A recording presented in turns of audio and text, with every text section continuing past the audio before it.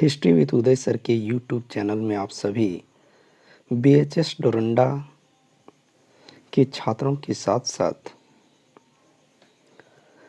तमाम इंटरमीडिएट के छात्रों का स्वागत है जिन्होंने इंटरमीडिएट की कक्षा में इतिहास विषय को चुना है।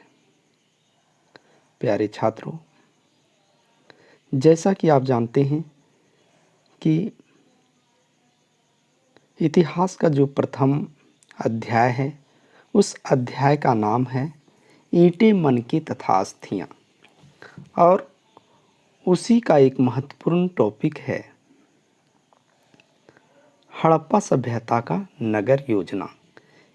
यह सवाल जो है वह दो प्रकार से आ सकता है कि हड़प्पा सभ्यता के नगर योजना की प्रमुख विशेषताओं का वर्णन करें या मोहनजोदड़ो की नगर योजना का वर्णन करें।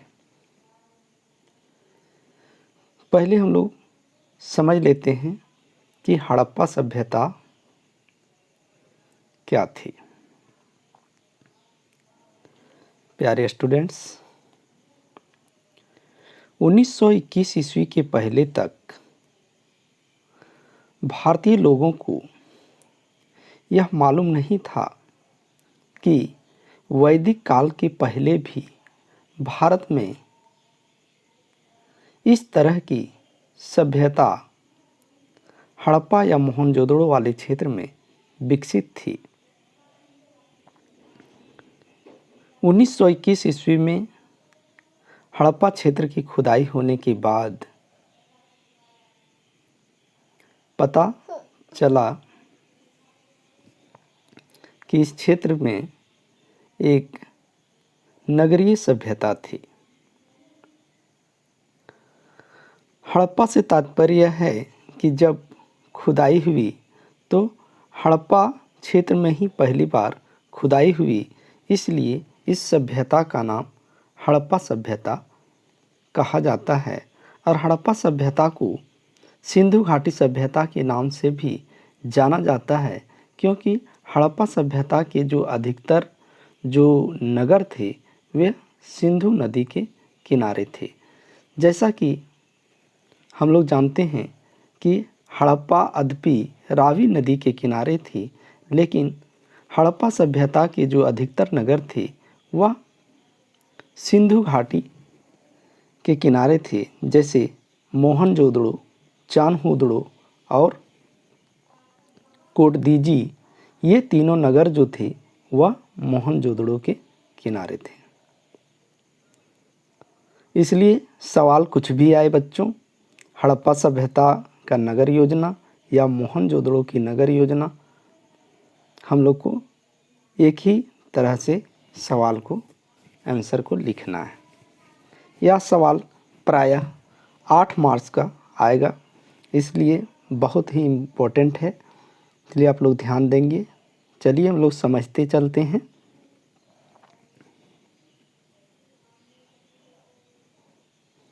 हड़प्पा सभ्यता की सर्वप्रमुख विशेषता नगर नियोजन है।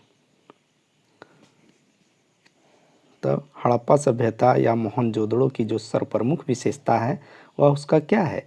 नगर नियोजन। नगर नियोजन से तात्पर्य है बच्चों कि नियोजन का मतलब होता है प्लान, कि किस प्लान के तहत या किस तरीके से नगर का डिजाइन किया गया था।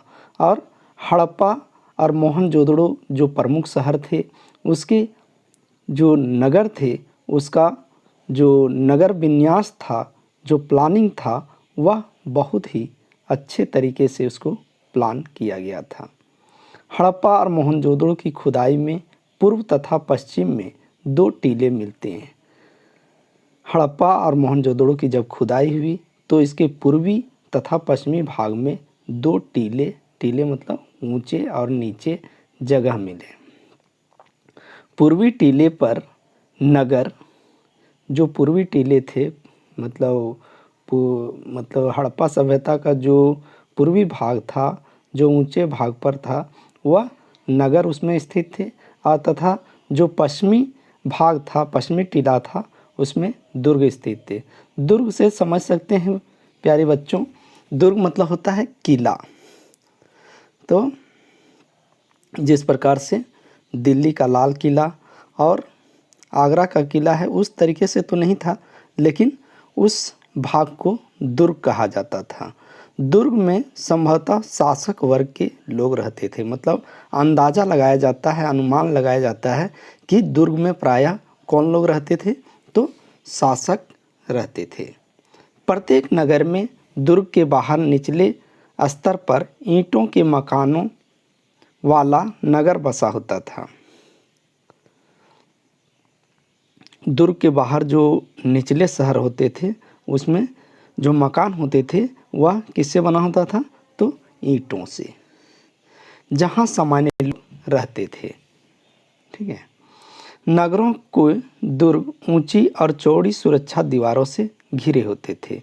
जो नगरों के दुर्ग होते थे, किला होते थे, किला का मतलब ही होता है कि ऐसा क्षेत्र जहाँ पे कोई प्रवेश ना कर पाए। और वह जो दुर्ग होते थे वह ऊंची, मतलब बहुत ऊंची ऊंची और चौड़ी सुरक्षा दीवारों से घिरे होते थे, घेरा जाता था।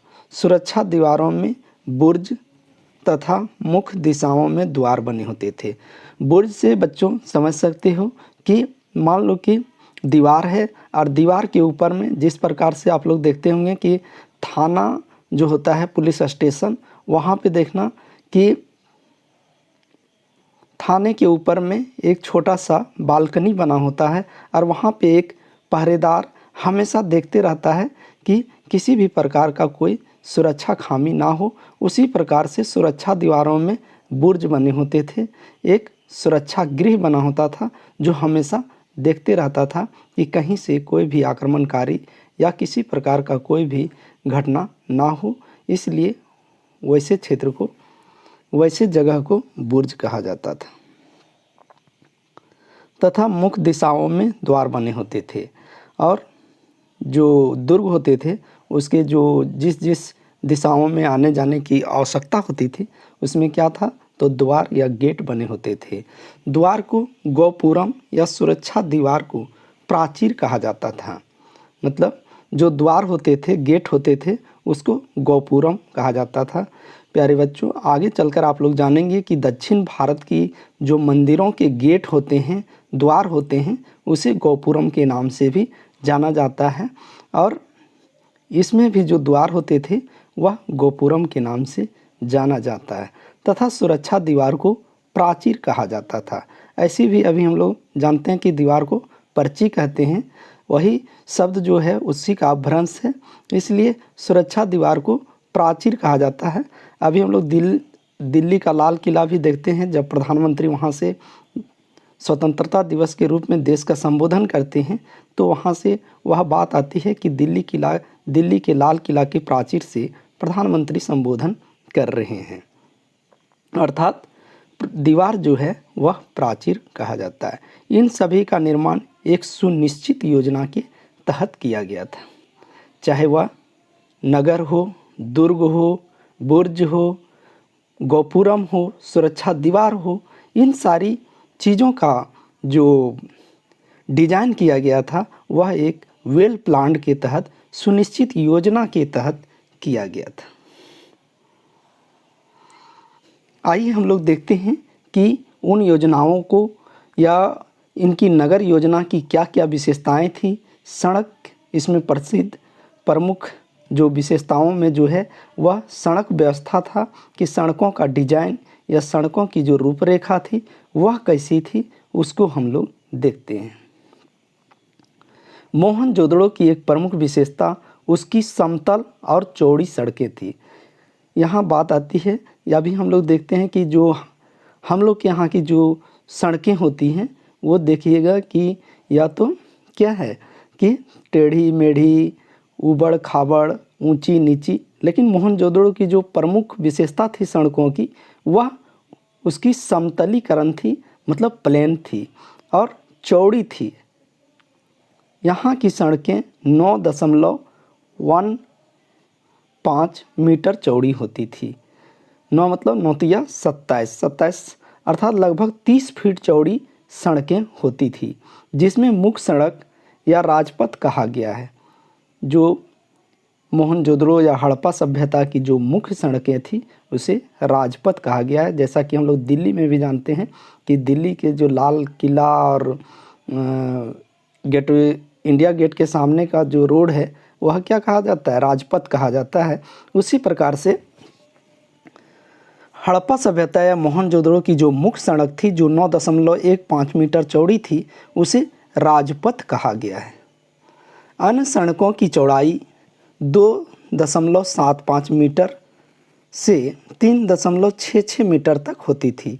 मतलब जो अन्य जो जोड़ने वाली रोड थी, जो पतली रोडें थी, वो लगभग 2.75 मीटर से लेकर 3.66 मीटर तक होती थी।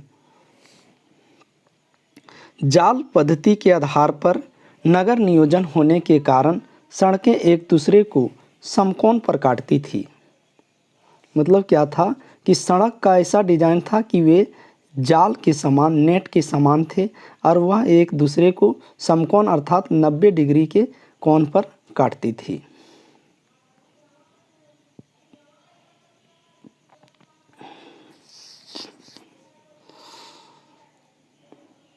सड़कें मिट्टी की बनी थी। सड़कें जो है सो किसकी बनी होती थी, मिट्टी की बनी थी एवं इनकी सफाई के लिए समुचित व्यवस्था थी। मतलब जो भी है कूड़ा कचरा उसके सफाई के लिए क्या था, समुचित व्यवस्था किया गया था। कूड़ा इकट्ठा करने हेतु गड्ढे खोदे गए थे तथा कूड़ेदान भी रखे जाते थे। मतलब साफ सफाई के लिए अच्छी व्यवस्था की गई थी। मोहनजोदड़ो की एक सड़क के दोनों किनारों पर चबूतरों के बने होने का साक्ष्य मिला है। शायद इन चबूतरों पर बैठकर दुकानदार वस्तुओं की बिक्री करते थे। ऐसा अनुमान लगाया जाता है कि जो सड़क के किनारे जो चबूतरे होते थे उसमें दुकानदार अपने वस्तुओं की बिक्री करते होंगे। हमलावरों से सुरक्षा के लिए नगर के चारों ओर खाइयाँ या गड्ढे बने होते थे। मतलब नगर के चारों ओर गड्ढा इसलिए बनाया जाता था कि वो जो आक्रमणकारी है या किसी प्रकार का हमलावर जो है सो नगर के अंदर प्रवेश ना कर सके। अब हम लोग देखते हैं जल निकास प्रणाली कि नगर में जल निकास की क्या व्यवस्था थी। मोहनजोदड़ो के नगर नियोजन की एक प्रमुख विशेषता उसकी प्रभावशाली जल निकास प्रणाली थी। यहाँ के अधिकतर भवनों में निजी कुआं व स्नानागार होते थे। प्यारे बच्चों, निजी कुआं का मतलब समझ सकते हैं कि मोहनजोदड़ो के जो लोग होते थे उनके अपने कुआं होते थे। निजी मतलब अपने कुआं होते थे, कुआं तो जान ही रहे हैं। और स्नानागार मतलब होता है जिस प्रकार से नहाने का घर। स्नानागार मीन्स बाथरूम, नहाने का।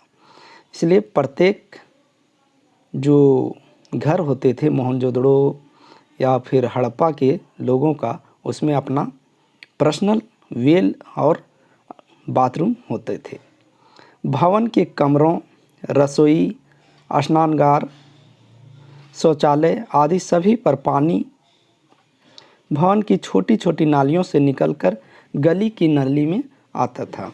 मतलब जल निकास की ऐसी व्यवस्था थी कि पानी कहीं जमता नहीं था और छोटी छोटी नालियों से निकलकर जो गली की नाली होती थी उसमें आता था और गली की नाली को मुख्य सड़क के दोनों ओर बनी पक्की नालियों से जोड़ा गया था।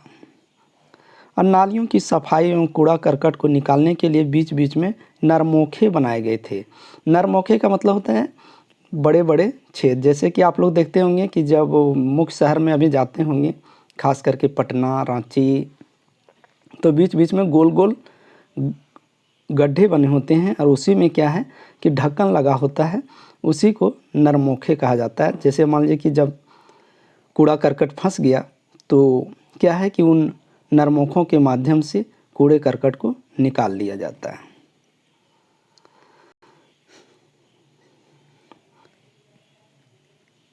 तीसरी विशेषता हम लोग देखते हैं स्नानागार। नहाने का जो घर था उसके बारे में देखते हैं।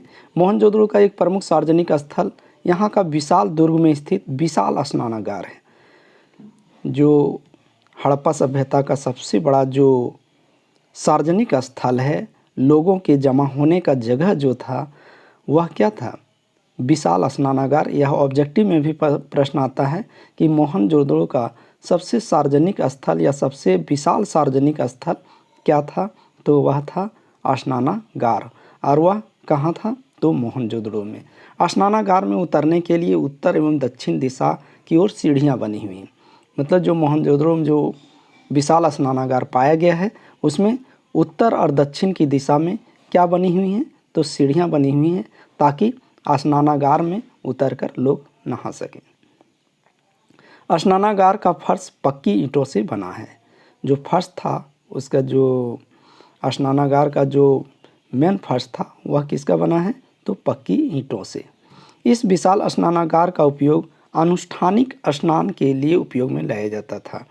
प्यारे बच्चों, अनुष्ठानिक स्नान से तात्पर्य है, अनुष्ठानिक मतलब होता है जैसे मान लीजिए कि कोई पर्व है, त्यौहार है, शादी है, विवाह है, तो उस तरह के फंक्शन जब होते थे, अनुष्ठानिक होते थे, तो उस स्नान के लिए यहाँ पे विशाल स्नानागार जो मोहनजोदड़ो में था उसका उपयोग किया जाता था। स्नानागार में स्वच्छ पानी को कुएं के द्वारा भरा जाता था। ऐसा नहीं था कि स्नानागार में पानी का कोई अपना प्राकृतिक स्रोत था, इसमें कृत्रिम रूप से कुएं के द्वारा पानी को भरा जाता था। स्नानागार में गंदे जल की निकास की व्यवस्था थी। मान लीजिए कि इसका उपयोग करते करते जब यहाँ का जो जल है वह गंदा हो जाता था तो उसे निकालने की भी व्यवस्था थी। स्नानागार के चारों ओर कमरे तथा बरामदे बने हुए थे। मतलब कि स्नानागार के बाद यदि स्नान करने के बाद कपड़े को चेंज करने के लिए या और कुछ कारणों से कमरे तथा बरामदे बने होते थे। हड़प्पा सभ्यता की चौथी विशेषता नगर नियोजन की देखें तो अन्नागार इसकी एक महत्वपूर्ण विशेषता है। मोहनजोदड़ो में एक विशाल अन्नागार की प्राप्ति हुई है जो 45.75 मीटर लंबा और 22.86 मीटर चौड़ा है। प्यारे बच्चों, यदि सवाल आवे ऑब्जेक्टिव में भी कि मोहनजोदड़ो की सबसे विशाल इमारत या भवन क्या है, तो प्रसिद्ध अन्नागार। अन्नागार मीन्स होता है, अन्न मीन्स होता है अनाज और गार मीन्स होता है घर, ठीक है। तो बहुत बड़े अनाज रखने का गोदाम मिला है, वह कहाँ से मिला है, तो मोहनजोदड़ो से, जिसकी लंबाई 45.72 मीटर लंबा और 22.86 मीटर चौड़ा है। हड़प्पा के दुर्ग में धान्य कोठार खोजे गए हैं। हड़प्पा का जो दुर्ग था उसमें क्या है कि वहाँ से धान्य कोठार मीन्स भी होता है, उसी तरीके से गोदाम, और धान्य मीन्स होता है धान, जिसको हम लोग पेड़ी कहते हैं, जिससे चावल बनता है। तो उसका धान्य कोठार कहाँ से मिला है, तो हड़प्पा से मिला है। ये धान्य कोठार 2 कतारों में 6-6 की संख्या में है। चित्र के माध्यम से देख सकते हैं कि इसी प्रकार से हड़प्पा से जो धान्य कोठार मिला है वह 6-6 की कतार में है। ये धान्य कोठार ईंटों के चबूतरे पर हैं। जो धान का जो गोदाम है वो किस पर बना है, तो ईंटों के चबूतरों पर। अन्नागार में हवा की जाने की व्यवस्था थी। ऐसा इसलिए था कि अनाज खराब ना हो। अन्नागार में अन्न भरने की व्यवस्था उच्च कोटि की थी। मतलब वहाँ पे अनाज को रखने के लिए या स्टोर करने के लिए भी अच्छी व्यवस्था थी। अब हड़प्पा सभ्यता या मोहनजोदड़ो की नगर नियोजन की 5वीं विशेषता की देखते हैं, तो इसे ईंटें के बारे में जानते हैं। जैसा कि हम लोग का अध्याय का भी नाम है ईंटें मन की तथा अस्थियाँ। ईंटें इसकी प्रमुख विशेषता है। हड़प्पा सभ्यता के नगरों में पकाई हुई ईंटों का प्रयोग भी यहाँ के नगर नियोजन की अद्भुत विशेषता है। क्या है कि जो अधिकतर जो ईंटें थी उसे पकाकर प्रयोग किया गया था, यद्यपि कुछ कच्ची ईंटों का भी प्रयोग किया गया था, लेकिन प्रमुख विशेषता यह है कि इस नगर नियोजन में अधिकतर पक्की ईंटों का प्रयोग किया जाता था।